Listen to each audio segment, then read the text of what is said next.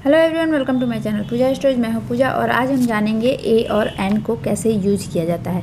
Okay, तो articles पे मैंने अभी तक 3 वीडियोज अपलोड कर दिए हैं, तो अगर आप लोगों ने वो वीडियोज नहीं देखे हैं तो उन्हें भी ज़रूर देख लेना, बिकॉज वो सारे ही यूजफुल हैं और सारे ही इंपॉर्टेंट हैं।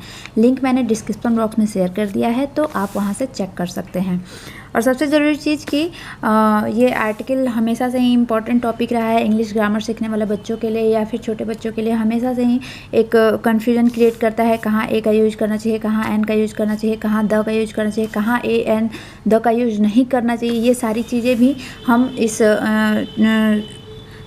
सीरीज़ में हम पूरा कवर करने की कोशिश करेंगे। ओके, तो मैं लाई हूँ इस टॉपिक पे, मतलब इस वाले मेथड पे कि हम कहाँ ए और एन का यूज करें। इसके लिए मैं एक चार्ट लेके आई हूँ जिसकी मदद से आप काफ़ी आसानी से ए और एन का यूज सीख जाएंगे। देखा जाए तो ये सबसे इम्पॉर्टेंट रूल है, क्योंकि ये मेथड आर्टिकल यूज करने में सबसे ज़्यादा यूज होता है। जनरली हम यही करते हैं कि किसी भी वर्ड के फर्स्ट लेटर को देखते हैं और उसके हिसाब से हम आर्टिकल का यूज कर लेते हैं, मतलब कहाँ ए लगेगा, कहाँ एन लगेगा, इस तरह की चीज़ें हम करते हैं। अगर एग्जाम्पल को देखें तो अगर मैं यहाँ पे अगर आप देखेंगे बैट लिखा हुआ है, तो अगर बैट लिखा हुआ है और यहाँ पे आपका कॉन्सोनेंट लेटर है, मतलब ए का यूज होता है। और अगर अम्ब्रेला लिखा हुआ है तो अगर वॉवेल्स लेटर है तो वहाँ पे एन का यूज करते हैं। ये एक जनरल रूल है, ठीक है। इस चार्ट से हम सीखेंगे कि किस तरह से हम साउंड और लेटर्स को मिला के कैसे हम आर्टिकल को यूज करेंगे। ये चीज़ हम इस चार्ट में सीखेंगे, ठीक है। तो हम स्टार्ट करते हैं वीडियो। सबसे पहले तो किसी भी वर्ड को हम देखते हैं। जब भी हम किसी सेंटेंस में आर्टिकल लगाने की कोशिश करते हैं तो वर्ड को सबसे पहले देखते हैं कि उस वर्ड का फर्स्ट लेटर क्या है, ठीक है। ये एक कॉमन बात है कि जब भी हम किसी वर्ड को देखते हैं तो उसका फर्स्ट लेटर देखते हैं कि वो कॉन्सोनेंट है या वॉवेल है। लेकिन इस रूल में थोड़ा सा हम वर्सेटाइल करें अपने आप को, तो 2 चीज़ें देखनी चाहिए। पहला तो फर्स्ट लेटर देखिए और उसके बाद फर्स्ट साउंड देखिए। दोनों चीज़ें जब क्लियर हो जाएं तब आपको आर्टिकल का यूज करना चाहिए। यही सबसे सही तरीका है आर्टिकल को यूज करने का। तो पहले रूल में अगर हम देखते हैं कि किसी भी वर्ड का फर्स्ट लेटर अगर कॉन्सोनेंट हो, फर्स्ट लेटर कॉन्सोनेंट हो और फर्स्ट साउंड भी कॉन्सोनेंट हो, तो आपको ए का यूज करना चाहिए, न कि एन का। ये तो सिंपल बात है। अगर कॉन्सोनेंट लेटर भी हो और कॉन्सोनेंट साउंड भी हो तो हमको ए का यूज करना चाहिए। जैसे अगर मान लीजिए कि हमने कैट लिखा हुआ है, तो या इस कैट में आप देखेंगे कि इसका फर्स्ट लेटर जो है सी है, मतलब कि कॉन्सोनेंट है। और साउंड इसका मतलब हो गया, साउंड का मतलब हो गया कि हम हिंदी वर्णमाला से कैसे उच्चारण करते हैं इसके फर्स्ट लेटर को, उस हिसाब से हमको साउंड का पता चलता है। जैसे कि सी का अगर उच्चारण हम देखें तो ये होता है क, तो क जो होता है हिंदी वर्णमाला के व्यंजन वर्ड में आता है, तो इसलिए इसका जो आर्टिकल हम लगाएंगे वो ए लगाएंगे, ठीक है। उसी तरह अगर दूसरा हम एग्जांपल देखें, अगर हम फैन लिखते हैं तो इसका फर्स्ट लेटर भी एफ है, मतलब कॉन्सोनेंट है, और फर्स्ट साउंड भी इसका कॉन्सोनेंट है, मतलब कि फ आता है। मतलब व्यंजन वर्ण के जो साउंड है उनको कॉन्सोनेंट साउंड बोलते हैं और स्वर वर्ण के जो साउंड है उनको वोवेल साउंड बोलते हैं, ठीक है। हिंदी वर्णमाला के व्यंजन वर्ण के साउंड को कॉन्सोनेंट साउंड बोलेंगे और स्वर वर्ण के साउंड को वोवेल साउंड बोलेंगे। तो जब भी आप व्यंजन वर्ण वाला जो साउंड अगर कहीं देखें तो मतलब आपको समझ जाना है कि आपको ए का यूज करना है, न कि एन का। क्लियर हो गया। दूसरे रूल में अगर देखें हम, तो अगर फर्स्ट लेटर कॉन्सोनेंट होता है, अगर किसी वर्ड का फर्स्ट लेटर कॉन्सोनेंट होता है और फर्स्ट साउंड वोवेल होता है, तो आपको एन का प्रयोग करना चाहिए, न कि ए का। एग्जाम्पल में देख लीजिए, जैसे ऑनेस्ट होता है, ऑनेस्ट को अगर हम लिखें तो HONEST होता है, ठीक है।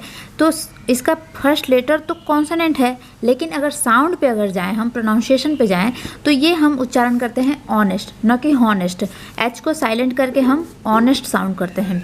तो अगर साउंड के हिसाब से देखें तो ऑनेस्ट होता है, मतलब कि स्वर वर्ण का साउंड हो रहा है, इसलिए हम यहाँ पे एन का यूज करेंगे, न कि ए का। कॉन्सोनेंट लेटर रहने के बावजूद भी हम एन का यूज करेंगे। उसी प्रकार आवर में अगर देख लें, एन आवर हम लिखते हैं जस्ट बिकॉज कि इसका साउंड आवर होता है, मतलब कि ये यहाँ पे एच साइलेंट हो जाता है और आपका साउंड वॉवेल साउंड हो जाता है, ठीक है। तो इसलिए यहाँ पे एन का यूज करेंगे। एक और अगर एग्जांपल देखें तो कभी कभी हम किसी की क्वालिफिकेशन पूछते हैं या अपनी क्वालिफिकेशन कहीं लिखनी होती है तो हम MA लिखते हैं। MA का मतलब हो गया कि मास्टर ऑफ आर्ट करते हैं।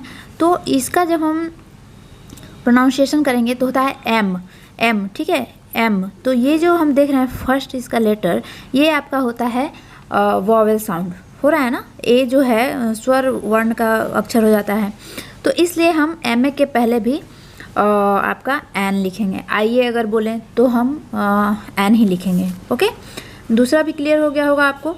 तीसरे पे आते हैं। तीसरा होता है अगर फर्स्ट लेटर हमारा वॉवेल हो और फर्स्ट साउंड भी वॉवेल हो तो आपको एन का यूज करना चाहिए। ये तो नॉर्मल सी बात है, ये सब कोई जानते हैं कि अगर फर्स्ट लेटर भी वॉवेल हो और फर्स्ट साउंड भी वॉवेल हो तो आपको एन का यूज करना चाहिए। ठीक है, जैसे अम्ब्रेला हो गया, इंडियन हो गया, तो इस तरह के जब वर्ड देखें आप तो आपको एन का यूज करना चाहिए। चौथा और सबसे इम्पॉर्टेंट चीज़, हम इसी में सबसे ज़्यादा गड़बड़ करते हैं जब भी हम आर्टिकल का प्रयोग करते हैं। तो अगर फर्स्ट लेटर आपका वॉवेल होता है, ठीक है, लेकिन अगर फर्स्ट साउंड आपका कॉन्सोनेंट साउंड है तो आपको ए का यूज करना चाहिए। जैसे अगर मान लीजिए यूनियन, अगर यूनियन आप कहीं भी देखेंगे नॉर्मली तो हम ज़्यादा अगर देखें तो ज़्यादा लोग एन का प्रयोग करते हैं, जबकि यहाँ पे होगा आपका ए। क्यों? क्योंकि फर्स्ट लेटर तो यू है, मतलब वॉवेल है, लेकिन साउंड इसका होता है यूनियन, य लिखा जाता है, य साउंड करता है, य साउंड करता है मतलब कि कॉन्सोनेंट साउंड कर रहा है, इसलिए यहाँ पे ए का प्रयोग करेंगे, ना कि एन का। उसी तरह अगर दूसरे एग्जाम्पल को देख लें तो यूनिट, ठीक है, यूनिट अगर हम देखें तो है तो ये यूनिट मतलब यू लिखा हुआ है, वॉवेल लेटर है, लेकिन साउंड अगर देखें तो य साउंड करता है, इसलिए यहाँ पे भी ए का यूज होगा। ठीक है, तो ये छोटा सा ट्रिक है, अगर थोड़ा सा आप इसको दिमाग में फिट बैठा लो तो कभी भी आपको ए और एन का यूज करने में दिक्कत नहीं होगी, ये मेरी गारंटी है। अच्छा, प्रोनाउंसिएशन पे सबसे ज़्यादा ध्यान देने की जरूरत है। अगर हम प्रोनाउंसिएशन गलत करेंगे ना तो हम आर्टिकल लगाने में हम बार बार गलती करेंगे। जैसे मान लीजिए कि हम वुडन लिखते हैं, अगर वुडन पढ़ते या लिखते हैं तो इसका प्रोनाउंसिएशन वुडन होता है, ना कि वुडन। वुडन नहीं होता है, वुडन होता है। तो वो जब लिखेंगे तो इसका मतलब ये हो गया कि मतलब ये कॉन्सोनेंट साउंड है, तो कॉन्सोनेंट साउंड है तो यहाँ पे आपको ए लगाना है। लेकिन वही अगर हम गलत प्रोनाउंसिएशन करके वुडन बोलते हैं तो ऊ जो होता है आपका स्वर साउंड हो जाता है, तो आप यहाँ पे एन लगा देंगे, जबकि वुडन करेक्ट प्रोनाउंसिएशन है। ठीक है, तो प्रोनाउंसिएशन पे भी हमें बहुत ज़्यादा ध्यान देने की जरूरत है, इससे आपका कभी भी आर्टिकल में गलत नहीं होगा। ठीक है, आई होप मैंने ये चीज़ आपको समझा दी है काफ़ी अच्छे से। अच्छा, एक और नोट है, इसको समझ लीजिए। कॉन्सोनेंट स्टार्टिंग नाउन्स के पहले द का प्रयोग हो तो उसे द पढ़ा जाता है, जबकि वॉवेल से स्टार्टिंग नाउन्स के पहले अगर द का प्रयोग हो तो उसे दी पढ़ा जाता है। मतलब ये हुआ कि अगर मान लीजिए कि बॉय के पहले अगर द लिखा हुआ है, इसका मतलब ये है कि जब कोई भी वर्ड अगर बी मतलब कॉन्सोनेंट लेटर से स्टार्ट हो रहा है और उसके पहले अगर द लिखा हुआ है तो उसको द करके पढ़ेंगे, मतलब द बॉय इज प्लेइंग ऐसे करके।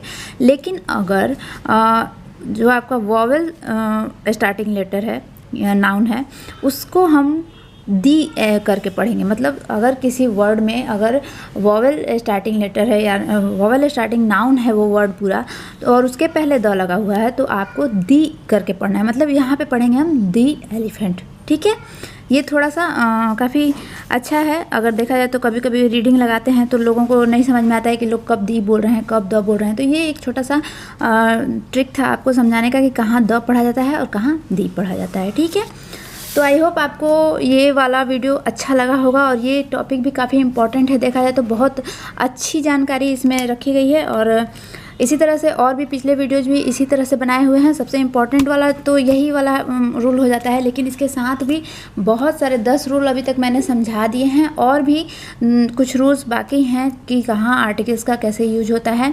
ये चीज़ें मैं नेक्स्ट वाले वीडियो में क्लियर कर दूँगी, और उसके बाद वाले वीडियो में मैं आपको ये क्लियर करूँगी कि कहाँ कहाँ आर्टिकल्स का यूज नहीं होता है। फिर उसके बाद जब हम ये दोनों चीज़ें क्लियर कर लेंगे तब हम प्रैक्टिस सेट को कंटिन्यू करेंगे। ठीक है, तो आई होप आपको ये वीडियो अच्छा लगा होगा, अच्छे से समझ में आया होगा। तो अगर अच्छा लगा हो तो वीडियो को लाइक ज़रूर कर दीजिए एंड शेयर कीजिए। जितने भी लोग हों, स्टूडेंट हों आपके आसपास या फिर जो भी पढ़ने वाले बच्चे हैं उनको शेयर कर सकते हैं, तो शेयर कर दीजिए। और चैनल पर नया है तो चैनल को सब्सक्राइब कर लीजिए, प्लस बेल आइकन को प्रेस कर लीजिए, क्योंकि इस तरह के नॉलेजेबल वीडियोज़ मैं बनाते रहती हूँ, चाहे कॉम्पिटेटिव एग्जाम्स पे हो या फिर सरकारी स्कूल्स पे हो या फिर और भी बहुत सारे एजुकेशनल वीडियोज़ मैं बनाती हूँ। तो आई होप इससे बहुत सबको फ़ायदा होने वाला है। ठीक है, तो मिलते हैं नेक्स्ट वीडियो में और भी ऐसे ही कुछ और नॉलेज के साथ। इस आर्टिकल को हम कंप्लीट करेंगे नेक्स्ट वीडियो में। ठीक है, मिलते हैं नेक्स्ट वीडियो में, तब तक के लिए सी यू, बाय।